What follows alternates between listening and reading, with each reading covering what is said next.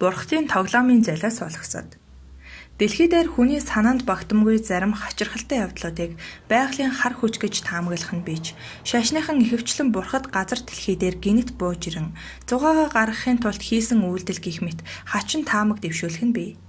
Одоо өгүүлэх гэж буй зүйлтэй төстэй явдал 1970-ад оны үед Хинти аймагт гарч исэн гэж хэлж болох юм. Газрын хөрсийг хуу татаж, ургаа модыг үндсээр нь сууг татан газар руу үзүүрээр нь зоож, ачаатай автомашиныг километр хэртэй хол газар зад шидэхдээ, моторынх нь бүх эрэг болтыг түлхүүрээр нь эргэж тайлсан юм шиг цэвэрхэн задлаад хайчихсан тэр явдал тухайн үедээ байгалийн гамшиг гэсэн нэр зүгээд л хоцорсон билээ. Тэгэл 1988 онд Румыны Бухарест хотын ойролцоо баргийн хүний санаа танд багтамгүй сонин явдал тохиолджээ. 212 дугаар зөвлөг дээр зогсож байсан ачаатай галт тэрэг нэг шөнийн дотор алга болчихсон гэх бөгөөд маргааш өглөө нь зөвлөгөөс 3 км-ийн зайтай газарт бүх чиргүүлүүд нь мушгигдаад орооцолдчихсан хэвтэж байжээ. Ер нь түүний галт тэрэг гэж хэлэхэд бэрх болсон байж. Зүгээр л эрчилсэн төмөр утас шиг болчихсон байж л дээ. Зөвхөн ганц галт тэрэгч биш. Ачааны вагоны зогсож байсан доодох төмөр замын рейс төмөр хүртэл тэр аяараа алга болчихсон байсан бөгөөд мушгаа тайчихсан галт тэрэгнээс холгүйхэн хэн нэг нь өвс ногоо сүлжин тэтэм хийж тогсон юм шиг хооронд нь сүлжин ороогоод хайчихсан байх нь олджээ. Зөвлөгийн дарга хийгээд засаг захиргааны төлөөлөгчдийн толгойд хамгийн түрүүнд энэ бол байгалийн гамшиг гэсэн бодол орж ирсэн тул Румыны түүхэн тохиолдоогүй хүчтэй хар салхи 212 дугаар зөвлөгийн орчмоор шуурч өнгөрлөө хэмээн тэр даруй Бухарест руу яарвчлан мэдээлжээ. Энэхүү мэдээлэл нь тухайн үедээ дэлхий дахинаа тарч CNN телевизийн сувгаар цагт 200 км-ийн хурдтай зурус хар салхи Румынаар дайран өнгөрлөө гэсэн мэдээ хүртэл уншигдсан ажээ. Гэвч цаг ур судлаачид болон гамшигтай тэмцэх газрынхан 212 дугаар зөвлөг дээр хүрэлцэн ирээд хар салхи хүчтэй шуурга дайрсан гэх ямар ч уул мөр олж харсангүй. Цагт 250 км-ийн хурдтай хар салхи гэдэг ачааны галт тэргийг замаас нь авч хаяхаас гадна барилга байшингийн дээвэр хуу татаж, ургаа модыг үндсээр нь сууг татан чулуудаж, хамгийн бүх шилтгэний бүх цонхыг ч хаг зогтогч амтай. Гэтэл 212 дугаар зөвлөг дээр зөвхөн туслах зам дээр зогсож байсан ачааны галт тэргэл рейс төмөртөөгөө алга болсноос биш. Замын хажуу талд хэвтэж байсан хоосон цаасан хайрцагч хүртэл байрнаасаа хөдлөөгүй байсан бүгдийг гайхшруулжээ. Юу ингэж орхидог вүлээ? Салхи байсан бол тэрмүү хоосон картонох хайрцаг аль хэдийнэ тоосчгүй замхрах байсан баг. Энэ асуудал эрдэмтдийн толгойг гашлагжээ. Түүнээс гадна тэр шөнө хүчтэй шуурга тавих нь бүхэл сэрүүхэн сэвшээ салхич үлээгээгүй гэдгийг 212 дугаар зөвлөгийн хаалга цонх нь онгорхоо хонсон айлууд гэрчилж байв.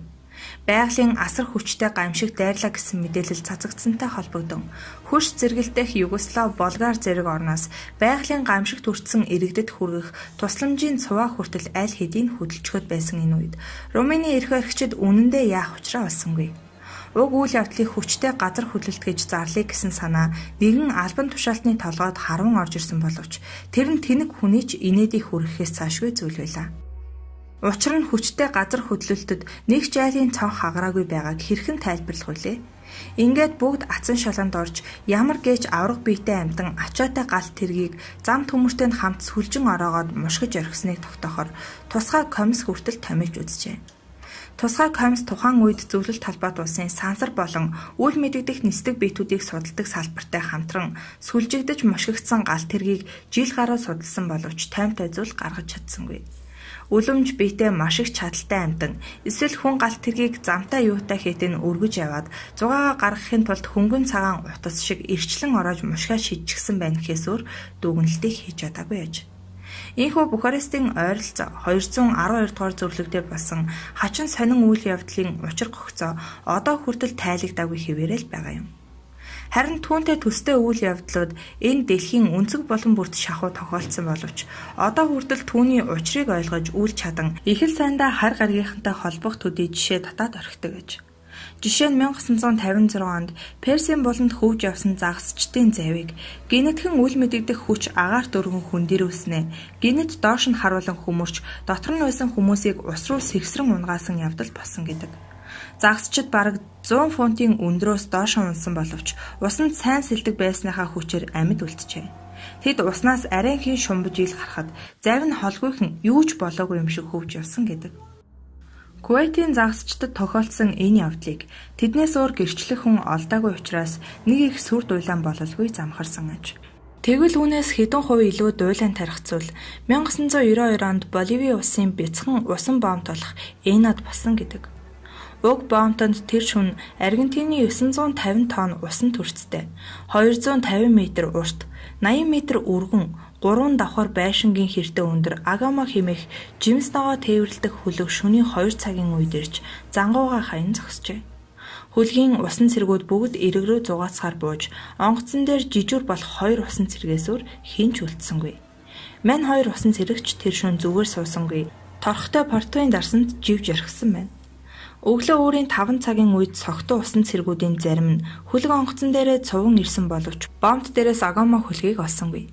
Тэдний дийлэнх нь өөрсдөө хит их цогцсноос ингэж байна гэж бодоод өглөө гэгээ орсон хойно онгоцоо олъё гэж шийдээд далайн хөвөөний элсэн дээр сунаад өгчээ. Өглөөний 7 цагийн орчимд хөлгийн ахмад Риверс бомб дээр хурч ирээд онгоц нь байхгүйсэн учраас хулгайд алдчихлаа хэмээн тэр дорн төвшүүр зарлжээ. Өглөөний 9 цаг гэхэд бүх усан цэргүүд эрэгдээр цугларч жижүүр хийж үлдсэн хоёрыг хараан зүхэж байсан боловч тийм том төрцийн усан онгоцыг хоёрхан хүн хөдөлгөж чадахгүй учраас Ахмад Риверс тэднийг сэжиглэхгүй харин Багамын арлуудын орчмоор эргэлддэг далайн дээрэмчэд хөлгийг нь хулгааснаас зайлахгүй гэж үзэж байв.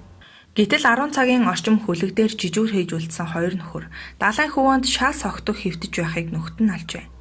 Мань хоёр юу болсныг огт санахгүй байсан бөгөөд хөлөг дээрээ л унтаж байна гэж бодсноо шууд хэлж.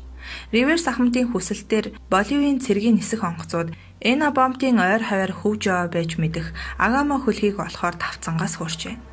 Харин энэ үед бомбын жижүүр хөлөг онгоцны зогсоолоос холгүйхэн гинэт маш их мод төмрийн хог бий болсныг анзаарчээ. Хэн ганцхан шөнийн дотор ийм их хог авчраад асгачдаг юм бол гэж ярилцсан бомбын цэвэрлэгч хийгээд ажилчид хараал зүхэл тавьсаар хурч очвол овоолоостой мод төмрийн хогон дунд Агамо гэсэн төмөр бичээс хэвтэж байсан аж. Энэ явдлыг дуулмагцаа хөлөггүй басан Ахмад Риверс далайчдаа дагуулan тэр зүг хар хурдаараа хурч очвол нээрээ аврах том хөлөг нь аль хэдийн зомгол болчихсон хэвтэж байжээ. Овоолоостой шинэхэн хогон дотроос далайчид даруй өөрийнхөө цүнх чемоданыг олж таньсан бөгөөд тэр ч байтугай Ахмад Риверсийн ганцны цуглуулах хүртэл хэвтэж байхыг олж авчээ.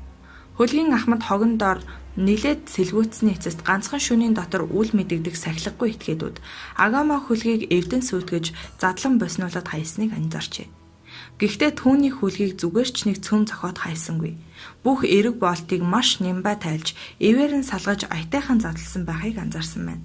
Цүнх чемоданаа нээж үзсэн далайчид ч дотор нь байсан цаг мэтийг хүртэл маш нямбай салган задлж орхисныг хараад гайхан дуалццгаажээ.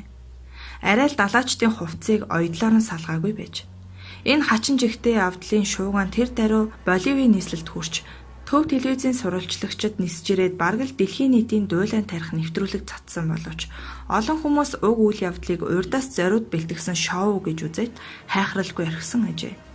Риверс Ахмад хийгээд түүний хөлгийн багийнхан эхлээд өөрсдөдөө нь ус хонзонтой айл нэг хөлгийнхэн энэ явдлыг захиалгаар хийлээ гэж үзэж байсан ч эрдэмтэд Агамо шиг том хөлгийг шөнийн тэг 2 цагаас өглөөний тэг 7 цагийн хооронд 5хан цагийн дотор нэгнийгэнгүй задлахын тулд даруй 500 мянган хүн шаардлагатай болохыг тооцоолон гаргасны дараа хэлэх үггүй болжээ. Аргентины далайчдын буусан Эна бомбдод ердөө 45 мянган хүн байсан гэдэг. Тэгэхээр тийм олон хүн хаанаас олдох вүлээ? Энэ хачин явдал өнөө хүртэл Эна бомбын нууц гэж нэрлэгдсээр үлдсэн бөгөөд харин үүнтэй төстэй буюу айлын телевизэрийг эзгүй хаагуурн задлаад хайчихсан ч юм уу? Эсвэл авдар доторх хүлээн авагч нь эрэг боолтороо бүр мөсөн тайлагдчихсан байдаг явдал Монголд ч хүртэл гарч байсан гэдэг юм.